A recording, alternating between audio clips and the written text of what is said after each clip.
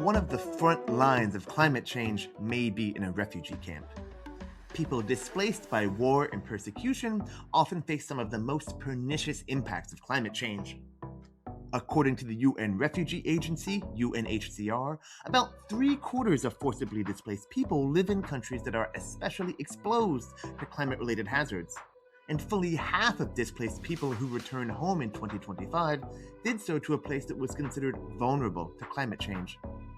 And yet, the voices of refugees themselves are rarely included in discussions. They tend to be marginalized by host country governments who often consider them only temporary residents. So where do refugees turn when disaster strikes? This is Changing Climate, Changing Migration. This is a podcast about the intersection of climate change and migration from the Migration Policy Institute. I am Julian Haddam, and I cannot believe that I'm saying this, but this is our 50th episode of this podcast. When we at MPI started this podcast several years ago, we never expected it to take on the momentum that it has, and we are all incredibly thrilled and grateful for the positive support that we've received over the last 2 years. Thank you all so much to all of you for listening, and to the dozens of guests who have appeared over that time. My guest today is Ayoo Irene Hellen. She is a partnership officer with the nonprofit Last Mile Climate, an emeritus fellow with the organization Refugees International, and also a refugee herself from South Sudan, raised in the Kiryandongo refugee settlement in Uganda. I am very excited to talk to her both about the global situation and hear from her own experiences on the ground. Ayoo, thank you so much for your time and for coming on the podcast today. Thank you for that fantastic introduction. I really appreciate it. I appreciate you. So I will preface this conversation by noting that the refugees that we're talking about today are people who have been displaced because of climate or persecution and not by the impacts of climate change. As I say on most episodes of this podcast, people moving in response to drought, storms, and other environmental events are not considered refugees, legally speaking. But even though they are not moving in response to climate change itself necessarily, refugees and other forcibly displaced people can still be affected by those impacts, right? I mean, from your perspective, Ayoo, how does climate change affect the lives of people who are already refugees or otherwise forcibly displaced? Thank you. First, I want us to understand that climate change only does not affect you when you're in your country of origin. For the past few years, we've seen refugee settlements in Uganda flooding, drying up, and settlements like Kajumani is very unique. At least every year it floods. And the most unique thing is that in Uganda, all the refugee settlements are located in remote areas. And these are areas that are prone to disaster. So I've seen my fellow refugees being displaced from the settlements.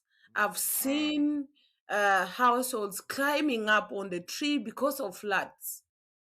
I have seen my fellow refugees moving from another settlement to another settlement for refuge because their settlements is flooded. Ajumani, during rainy season like this, refugees climb up on the mountain because of floods, and then they come down when floods has reduced. So imagine a settlement like that. Children don't go to school, and 80% of the 2 million refugees in Uganda are women and children.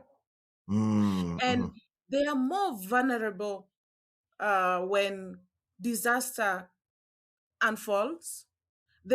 You cannot carry 10 children and climb a mountain with them. You have old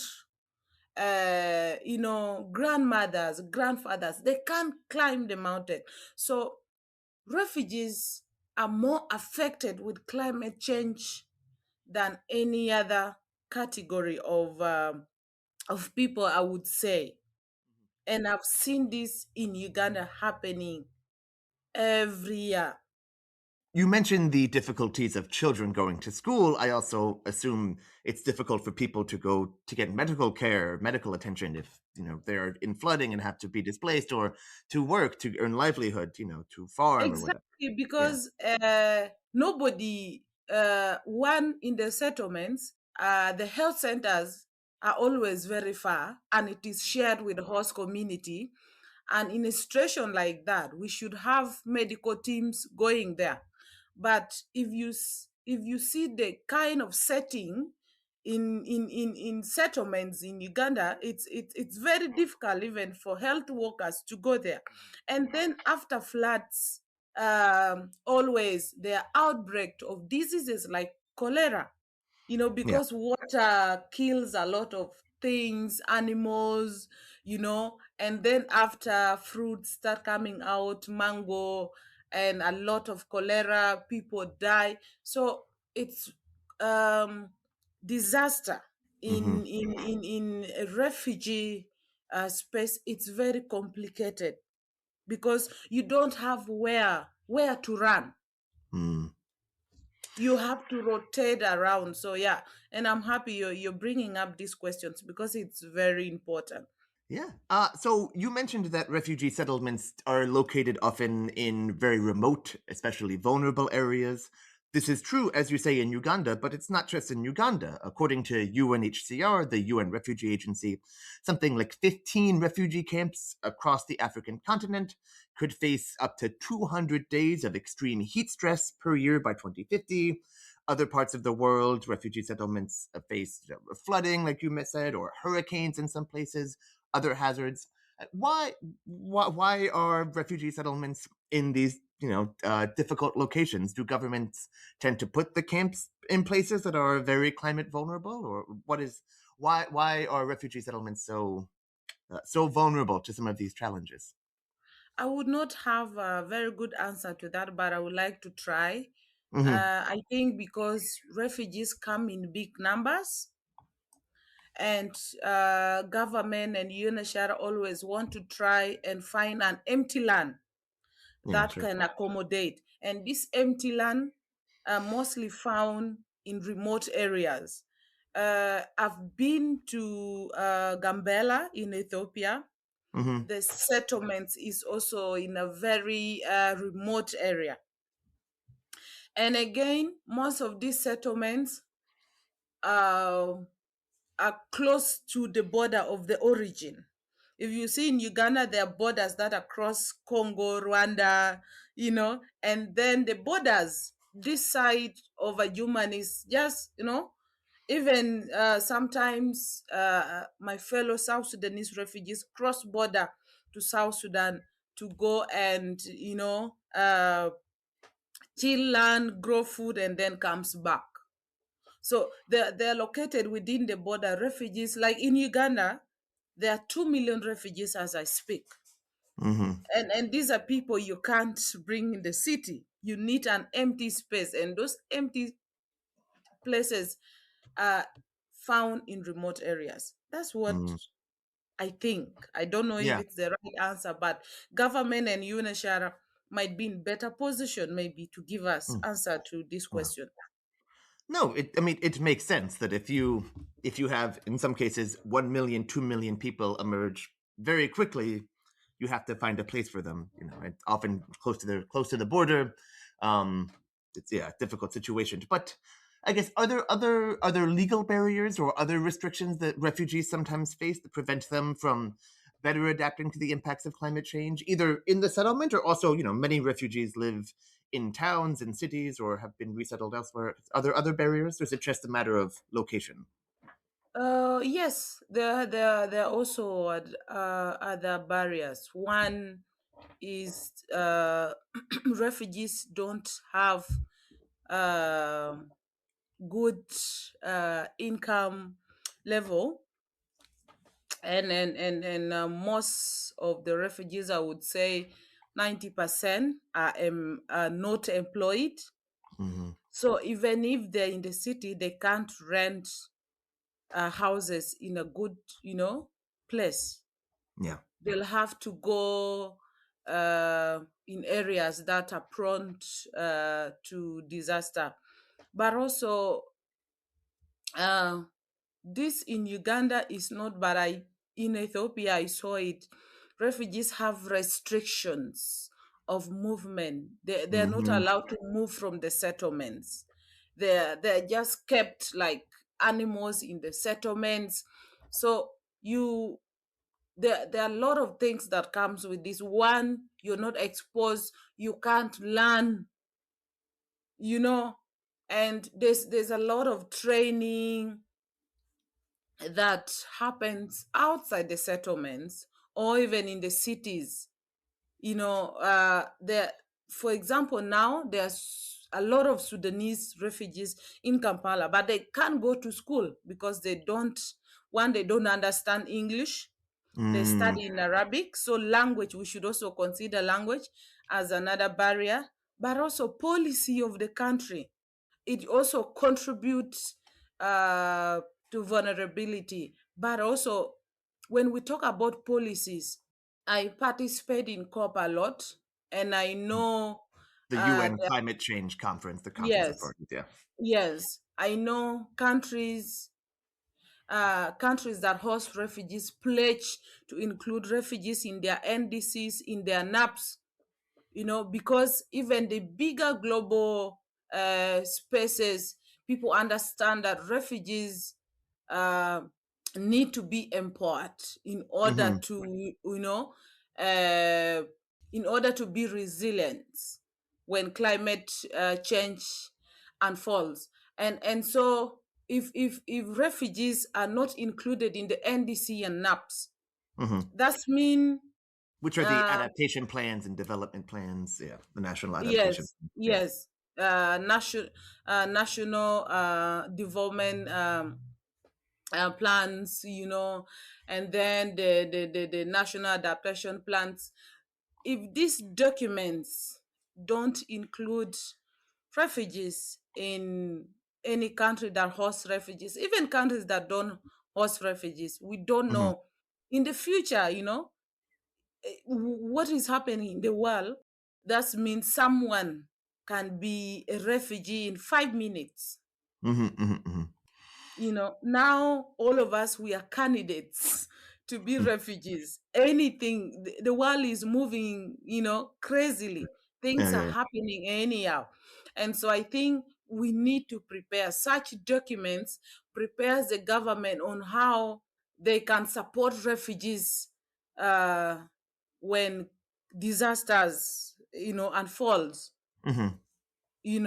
and those are some of the factors that increase to vulnerability, but also lack of exposure. Refugees are excluded from very important discussions. There are a lot of projects that happen that are designed without refugees. Mm-hmm. There are spaces that refugees, even in COP, I really want to appreciate Refugee International for sponsoring me to go to COP, because Mm-hmm. in COP there's nothing like refugee discussions. Hmm. So what is the effect of that? I mean, if refugees are not at the table, either in national or international plans, what is missed? What is the ramifications? What is the effect of that exclusion? I guess. So the effects of exclusion is that, one, the project will not address the root cause Mm-hmm. of the problems refugees are facing, and the solutions will not, um what do I want to bring out here? The Mm-hmm. solutions or the project itself will not even be accepted by the refugees. We've seen Mm-hmm. projects that you know that has a lot of millions of dollars dying in the refugee settlements. Nobody, when you start tracking the impact, you don't see the impact because refugees were not involved during the design. There was no co-creation. Mm-hmm. You cannot design something for me and you bring assuming that it will solve my problem. Refugees has very different problems. Mm-hmm. You might be designing, you know, for example, you might be designing a project to distribute soap for me for washing my clothes, yet Mm-hmm. for me what I need, it is food. I am hungry. Yeah. How Sure. do you bring soap when I need food? You know, these are facts. These are Yeah, truth yeah, yeah. that we see. So when you bring us to the table, we tell you currently in Kiriandongo, we don't have enough land. So we think refugees should have enough land so that they grow their own food. Since Mm-hmm. there's 8 carts, UNHCR no longer and WFP no longer distribute food. You see, so we guide you, Sure. then you bring a project that is tailored to the common problems in the community Yeah. and everybody also accept because when we are part of, remember, we know our problems, but we Yeah, don't yeah. have the solutions.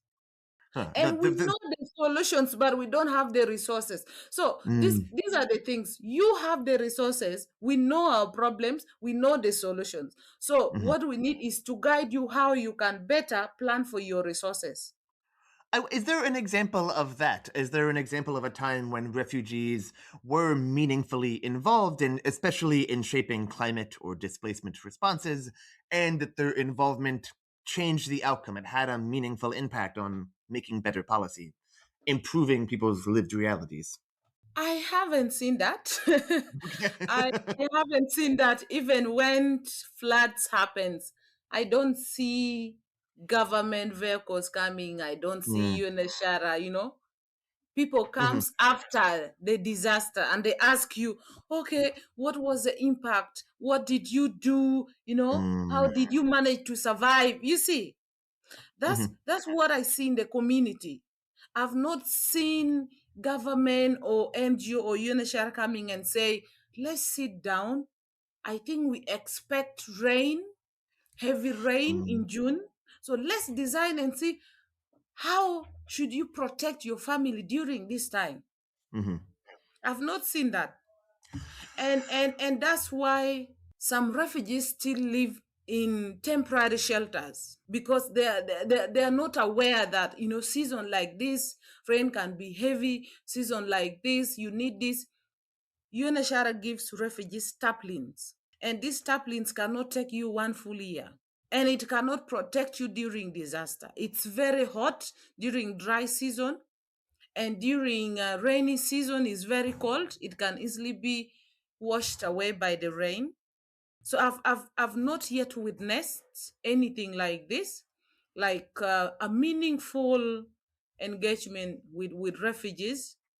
And that was the reason why I've applied with Refugees International to ensure that refugees are really involved in climate discussions. mhm.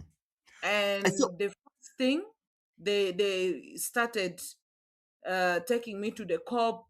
So coming back, I started engaging with Ministry of Water and Environment. So now they are getting to understand that, yes, I think we need refugees to be part of this. We need refugees to be part of this.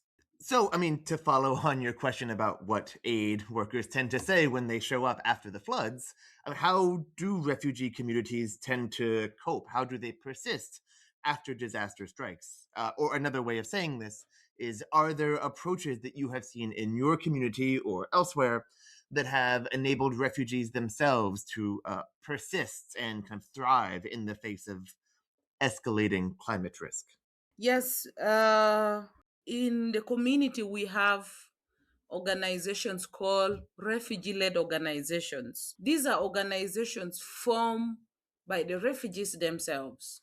They helped prepare the community when rain, like when floods happens. They bring youth together to help carry young children, you know, mothers from where flood is to another area which is safer. They do voluntary work. But also I've seen the women's groups in the community also, drying food, preparing for such things. They dry food, they keep food, knowing that, okay, this season, if anything happen like this is food we shall carry and run with it. And then after floods, we come back.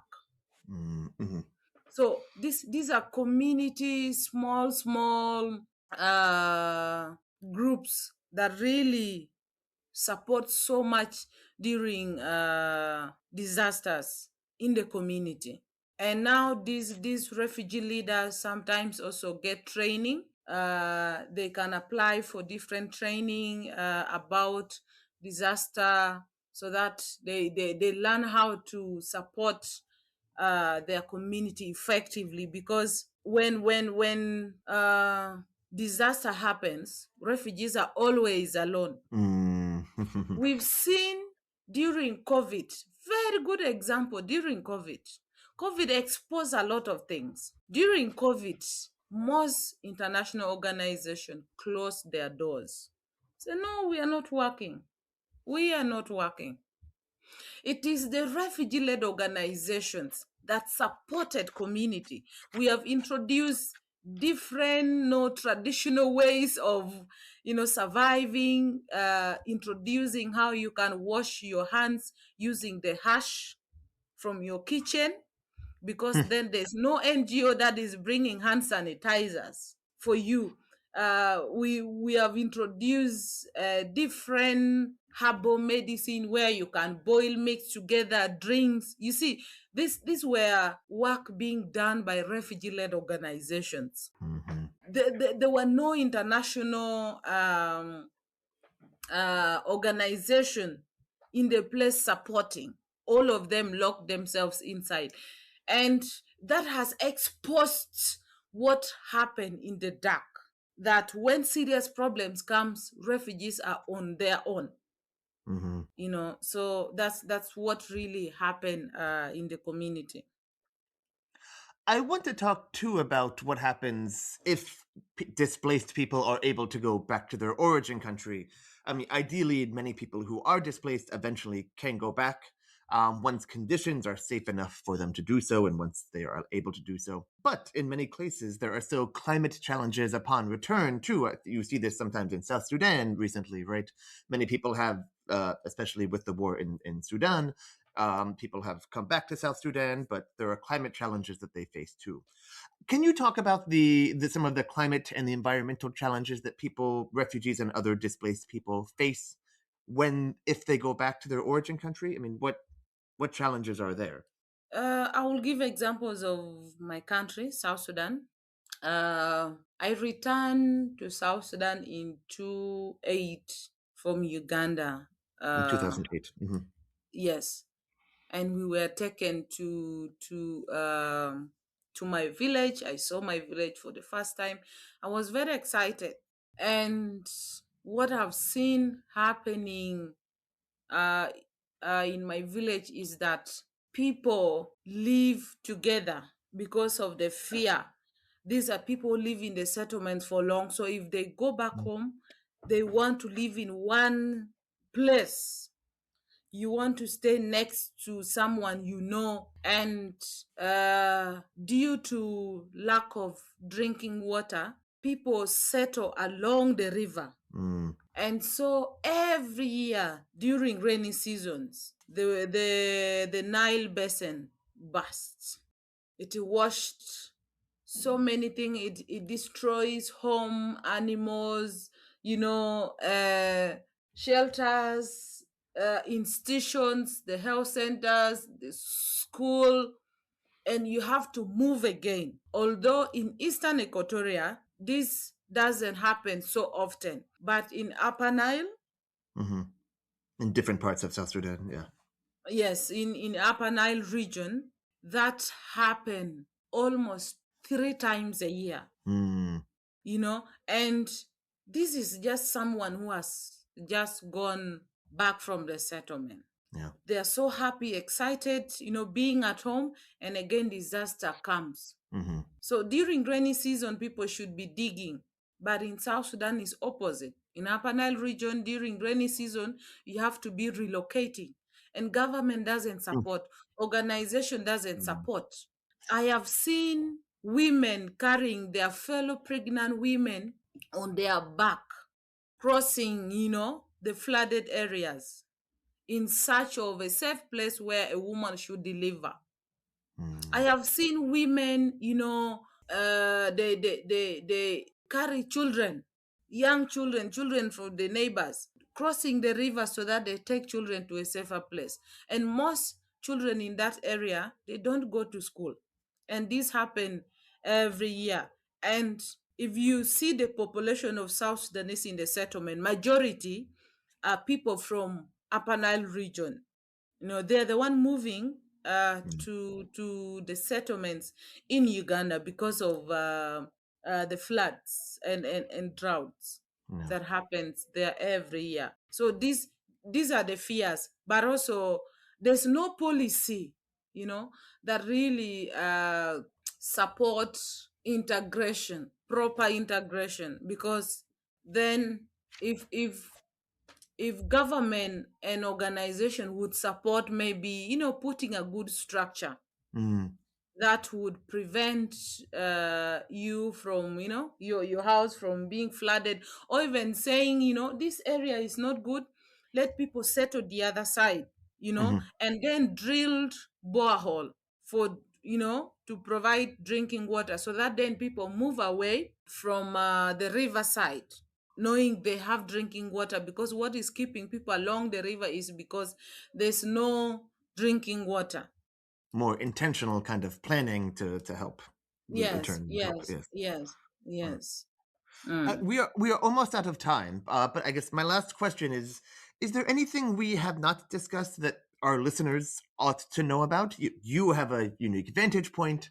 I guess, what do you wish people better understood about the challenges that climate change creates and overlays on top of existing concerns and problems facing refugees? And what I would like to leave with my listeners is that refugees should be allowed to be on the table, discuss their own matters, because they understand their problems, they know the solutions, but they don't have resources. So it is important that partners co-create with the refugee community, so that the projects is developed to solve refugees' problem. And such projects that are co-created with refugees are always, receive well by the refugee community. And so it's very important that we co-create with the refugee community. That seems like a good note to end on, so we will wrap things up there. Ayoo, thank you so much for your time and your thoughts. This was a very great, valuable conversation. I very much appreciate the unique perspective you bring to our audience. Thank you for your time. Thank you so much, and also thank you for interviewing me. Ayoo Irene Hellen, who is herself a refugee, is a partnership officer at Last Mile Climate and an emeritus fellow with Refugees International. Thank you so much for listening to this, our 50th episode of Changing Climate, Changing Migration. If this is your first time listening to this podcast, you've got some catching up to do.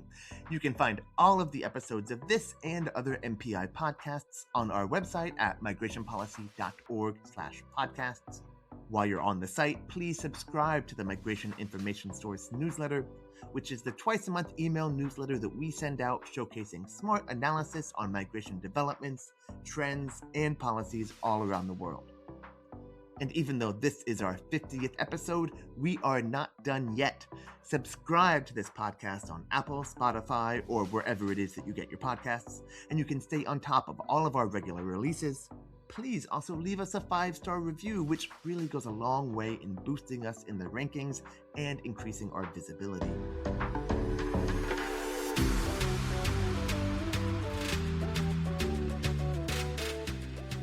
This episode was produced by Daniela Espacio. Michelle Middlestat provided editorial oversight. Additional assistance came from Lisa Dixon. Our theme music is a song called Touch by Patrick Patricios.